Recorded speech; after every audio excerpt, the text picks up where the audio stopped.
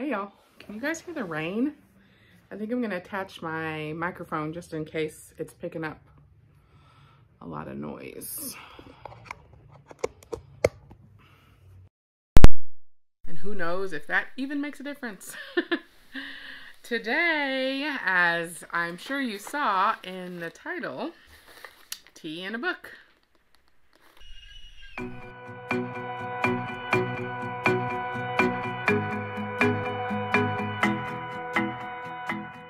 Let's start with a tea this month. She says as if she knows what they started with last month. You might, I do not. I've already broken into this. Today is April 3rd or 4th, I think, that I'm recording this. But I got it a little bit early. I actually am not sure when I normally get it. So I don't know if it was early, but it seems like I got it sooner in the end of March than normal. So I don't know what that is about because it seems like everything else I've been getting has been later than usual. What I'm drinking right now is one of those energized teas from March, I think. It is so good. It does not say on the outside how fruity and, of course it's not going to say it's round, but it tastes round to me. But it smelled like when I opened it, I don't know what I was waiting for. I think maybe because often I'm drinking tea late and it's one of the energized ones, you know, so sometimes I worry about that. Although caffeine doesn't really impact my sleep as much. Sometimes it does. I have no idea what the pattern is, but anyway, I didn't want to drink it too late, but it's really good. And a little bit of mint? Maybe. All right, so what do we got in our box? This is April Teas, made for Kenya. That's me. So one of the things I got is this organic rooibos tea. It's maple walnut. So I've had one of these. It is super weird, y'all. And I couldn't figure out why it seemed weird. And then my partner said, your breath smells like pralines. And I was like, oh my God, that's what it is. It tastes like pralines. And I love pralines. Love them, love them, love them. Would I have thought that I would want it in a tea? I'm not sure. And it's a little bit maplier, maybe, than I would have guessed. But I still really liked it. I really liked it both hot and cold. But I think I preferred it hot. Maple, I don't know. It's bizarre. But I liked it. I got another few sachets of the energy. Oh, let me tell you about the rooibos tea first. Caffeine free. South African rooibos is high in antioxidants. Not that I need any antioxidants, obviously. Caffeine free, bursting with vitamins and minerals. It can be enjoyed hot or cold any time of the day and is great for all ages. It's really sweet because of the maple. It's really sweet in your nose. Though, of course, I still add shit tons of sugar to everything. So, okay. So then this one is the energy tea from Zesty. I've had these before. This is the Earl Grey.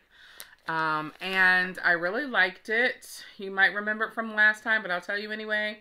It's a South Indian black with bergamot essential oil, natural caffeine, coffee level caffeine. Get ready for a jolt. I don't experience jolts with my caffeine, but it would be nice. Zest is the tea industry's answer to a coffee level cuppa.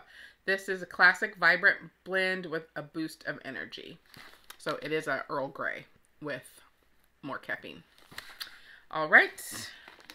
The other one I've already tried is gunpowder black tea from China. What do we know about it? We know it's high caffeine, also known as black pearls, aromatic, full-bodied black tea, carefully hand-processed by tea experts in Fujian province, China.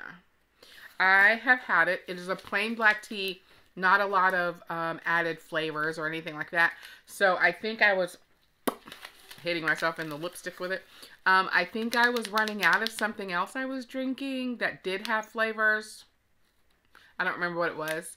And so I sprinkled a little bit of the black pearls on top of that. So I haven't tasted this separately, but I'm pretty sure I've had this before. And I really liked it. It's like your basic, high quality, wonderful, regular black tea. I like that both hot and cold. So I think you should just have a regular black tea or a rooibos or a what's the other like staple one, like just regular tea to mix with things, or if you're just like it's like fresh and new and whatever. And then the last one is an organic High Mountain Jade Oolong. Oolong's what I was thinking of. It depends on what flavors you like, right? I think I don't think oolong and black tea, especially at their like best, taste as similar as I used to think. But I've been drinking more tea, so maybe I'm becoming a connoisseur. I wonder if there's a tea sommelier. I bet there is. It's probably a lot of work. And you probably can start to like tell which provinces in China the tea comes from and like which picker's hands. I don't know. But it would be cool. So the Mountain Jade Oolong. I don't think I drank all those. I don't even think I opened it. So where the hell is it? No idea. It's missing. It might actually be in I have a larger box where sometimes I just toss everything in there. And I bet it's in there. So you can't see it. Sorry. Here's what the black pearls look like though. If you can tell. Turn towards the light a little bit. That's the teas for April. And the maple was a Bizarro one. But I think everything else maybe I've had before. And more tea bags, of course. I think they send you tea bags every single time. The outside one is actually also a tea bag, reusable. I've never used it. Tea bags are compostable, so don't forget to toss them on your rotting food.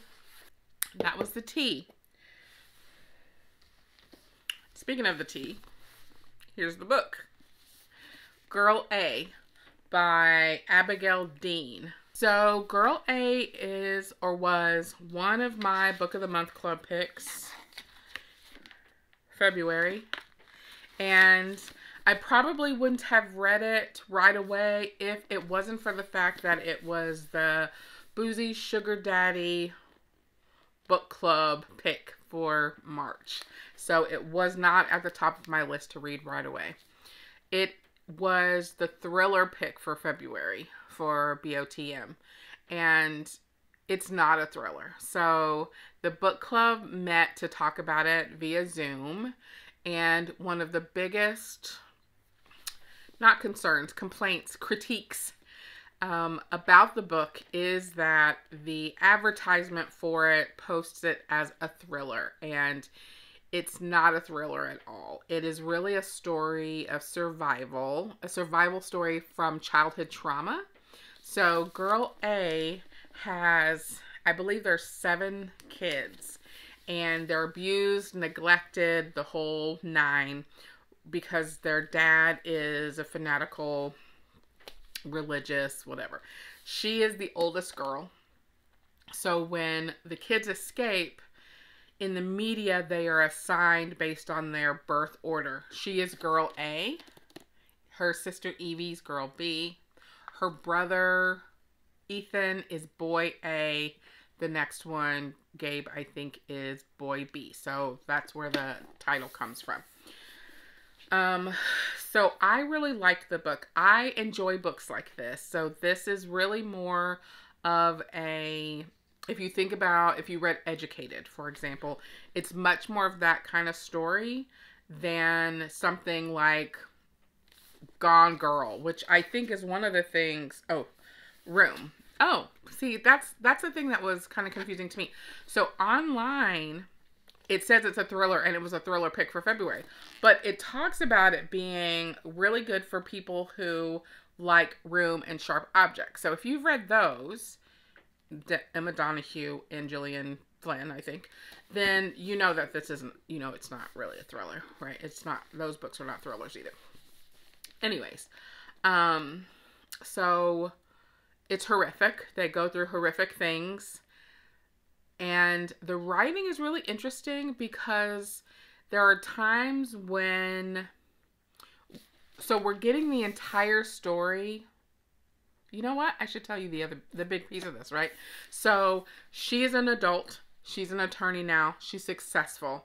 She's thinking about this past situation because her mother, who has been incarcerated because of the abuse and neglect of the kids, dies and leaves the kids the house and the land, and makes girl A the executor of the estate. And in order to do whatever she wants to do with it, she has to get all of the siblings to agree because it was left to all of them. So she's basically going around and talking to each of the siblings, some about what happened, but mostly telling the reader and remembering for herself some of the things that they went through as kids. So you get to know each of the siblings kind of in succession from her point of view, including the oldest boy, who wasn't as neglected. Not that he wasn't as abused, but not as neglected. So the writing is really interesting because there are times when you get glimpses of what's going on, or you know something from girl A's point of view. She does have a name in the book. Alexandra. We know things from her point of view, but she doesn't know everything because part of the time she is chained to her bed, and her parents don't let her out. So she can only hear things and make assumptions about what she thinks is happening in the rest of the house. And then as she's going around and talking to the other kids that are now grown-ups, she learns a little bit more about what was going on from their perspectives and is trying to talk them into signing this paperwork so that she can do what she wants to do with the house. And some of them are totally in, and then some of them are, have to be convinced. I'm trying to think if there's anything else useful to say that doesn't give anything away. So there's kind of these holes in the writing. And one of the things that the book club talked about was whether or not that was intentional or whether or not it wasn't intentional. And if it wasn't intentional, then the editing could have been tighter. If it was intentional, then it was just frustrating with a purpose. And I don't know if that's better or not, but it is what it is.